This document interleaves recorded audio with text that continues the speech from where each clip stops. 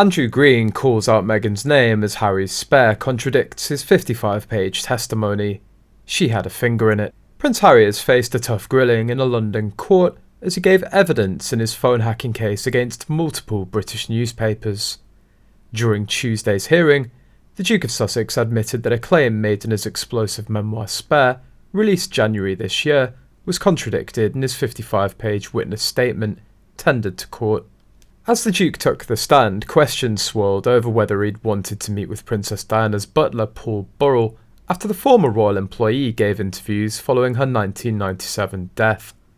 According to his witness statement, Harry had very strong feelings about how indiscreet Mr. Burrell had been and never wanted to see him again. I had made up my mind about the kind of person I thought Paul was and was firmly against meeting him at this point in my life, he wrote in the statement.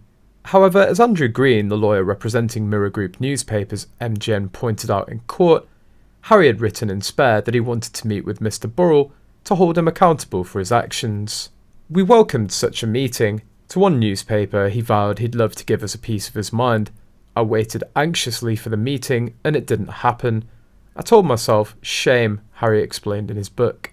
In court, he admitted that he can't remember which version was true. This raises the question of whether Harry was the one who actually wrote Spare, or was it his wife, Meghan Markle, who did it? Clearly, Harry's court statement contradicts what he said in the book. This is embarrassing. Does he seriously not get that he recently provided two contradictory accounts?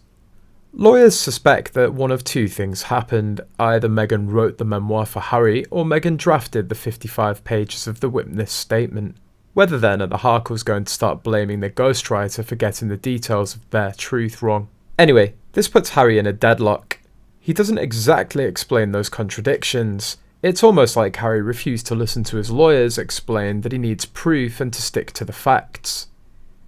His legal team just threw their hands up and let him issue the rambling 55-page witness statement, knowing full well that it doesn't help their case, but hey, Harry got to say his piece. Amazingly, it never once occurred to him that his book could be used as contradictory testimony.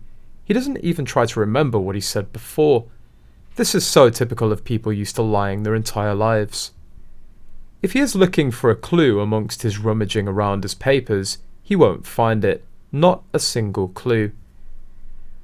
How much of that book was just blatant lies? No wonder William has basically disowned him. You can't have a relationship with people like this. It's just one lie after another. It doesn't matter if it changes from day to day. In addition, in a day that contained a number of heated exchanges, Harry also tried to turn questions on a lawyer after the High Court was told a story subject to one of his complaints came from a royal press release.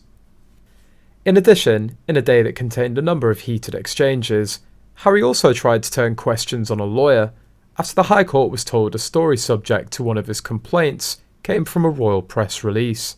Andrew Green, KC for Mirror Group newspapers MGN, told the royal, "I'm here to cross-examine you. I'm afraid that's the way this works, Prince Harry."